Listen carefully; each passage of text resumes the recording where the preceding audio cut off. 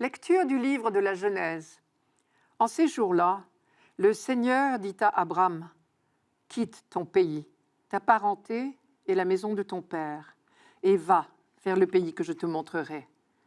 Je ferai de toi une grande nation, je te bénirai, je rendrai grand ton nom, et tu deviendras une bénédiction.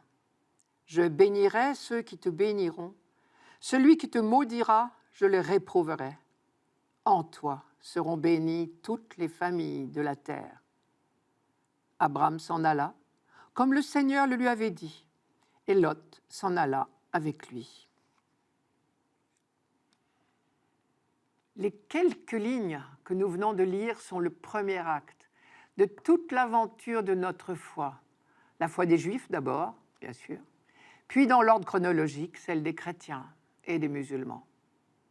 Abraham vivait en Chaldée, c'est-à-dire en Irak, et plus précisément à l'extrême sud-est de l'Irak, dans la ville de Oua, dans la vallée de l'Euphrate, près du golfe Persique.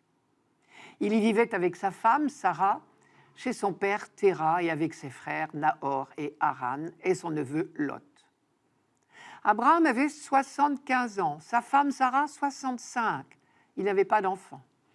Et donc, vu leur âge, il n'en aurait plus jamais. Nous sommes au 2e millénaire avant Jésus-Christ. Et un jour, le vieux père Téra prit la route avec Abraham, Sarah et son petit-fils Lot. La caravane remonte la vallée de l'Euphrate, du sud-est au nord-ouest, avec l'intention de redescendre vers le pays de Canaan. Il y aurait une route plus courte, bien sûr, que ce triangle, pour relier le golfe Persique à la Méditerranée. Mais elle traverse un immense désert. Téra et Abraham préfèrent emprunter ce qu'on appelle le croissant fertile, qui porte bien son nom. Et leur dernière étape au nord-ouest s'appelle Haran. C'est là que le vieux père Téra meurt. Quitte ton pays, ta parenté et la maison de ton père, et va vers le pays que je te montrerai. Le texte hébreu commence par « toi, va ». Et Rachi, le grand commentateur juif du XIe siècle, à Troyes, en Champagne, traduit « va pour toi, va pour ton bien et pour ton bonheur ». Si Dieu appelle l'homme, c'est pour le bonheur de l'homme, pas pour autre chose.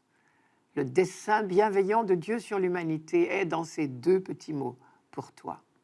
Déjà, Dieu se révèle comme celui qui veut le bonheur de l'homme, de tous les hommes. Ce pour toi ne doit pas être entendu comme exclusif, en effet. Et s'il faut retenir une chose, c'est celle-là. Va pour toi, un croyant, c'est quelqu'un qui sait que quoi qu'il arrive, Dieu l'emmène vers son accomplissement, vers son bonheur. Voilà donc la première parole de Dieu à Abraham, celle qui a déclenché toute son aventure et la nôtre. Et la suite n'est que promesse. Je ferai de toi une grande nation, je te bénirai, je rendrai grand ton nom. Tu deviendras une bénédiction. En toi seront bénies toutes les familles de la terre. Abraham est arraché à son destin naturel, choisi, élu par Dieu, investi d'une vocation d'ampleur universelle. Abraham, pour l'heure, est un nomade, riche peut-être, mais inconnu, et il n'a pas d'enfant. Et sa femme Sarah a largement passé l'âge d'en avoir. Et c'est lui, pourtant, que Dieu choisit pour en faire le père d'un grand peuple. Voilà ce que voulait dire « pour toi » tout à l'heure. Dieu lui promet tout ce qui, à cette époque-là, fait le bonheur d'un homme, une descendance nombreuse et la bénédiction de son Dieu. Mais ce bonheur promis à Abraham n'est pas pour lui tout seul. Dans la Bible, jamais, aucune vocation, aucun appel n'est pour l'intérêt égoïste de celui qui est appelé. C'est même l'un des critères d'une vocation authentique. Toute vocation a toujours le rôle, le sens d'une mission au service des autres. Et ici, il y a cette phrase « En toi seront bénies toutes les familles de la terre ». Cela veut dire au moins deux choses. Premièrement, ta réussite sera telle que tu seras pris comme exemple. Quand on voudra se souhaiter du bonheur, on va dire au début de l'année par exemple, on se dira « Puisses-tu être heureux comme cousin Abraham ». Ensuite, ce « en toi » peut signifier aussi en hébreu « à travers toi ». Et alors, cela veut dire, à travers toi, moi, Dieu, je bénirai toutes les familles de la terre. Car le projet de Dieu, le projet de bonheur de Dieu passe par Abraham, mais il le dépasse, il le déborde. Il concerne toute l'humanité. En toi, à travers toi, seront bénies toutes les familles de la terre. Et tout au long de l'histoire d'Israël, la Bible restera fidèle à cette découverte première. Abraham et ses descendants sont le peuple élu, choisi par Dieu dans le mystère impénétrable de sa volonté.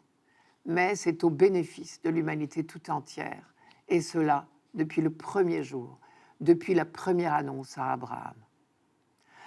Reste que les autres nations demeurent libres de ne pas entrer dans cette bénédiction. Et c'est le sens de cette phrase un peu curieuse à première vue. « Je bénirai ceux qui te béniront, celui qui te maudira, je le réprouverai. » C'est une manière de dire notre liberté. Tous ceux qui le désirent pourront participer à la bénédiction promise à Abraham, mais personne n'est obligé d'accepter. Et voilà, l'heure du grand départ a sonné pour Abraham. Et le texte est remarquable par sa sobriété. Il dit simplement « Abraham s'en alla, comme le Seigneur le lui avait dit. » On ne peut pas être plus laconique. Ce départ sur simple appel de Dieu est la plus belle preuve de la foi d'Abraham. 4000 ans plus tard, nous pouvons dire que notre propre foi a sa source dans celle d'Abraham. Et si nos vies tout entières sont illuminées, irradiées par la foi, c'est grâce à lui.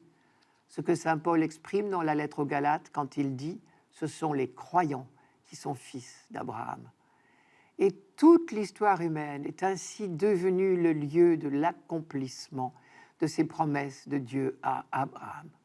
Accomplissement lent, je vous l'accorde, accomplissement progressif, mais accomplissement sûr et certain.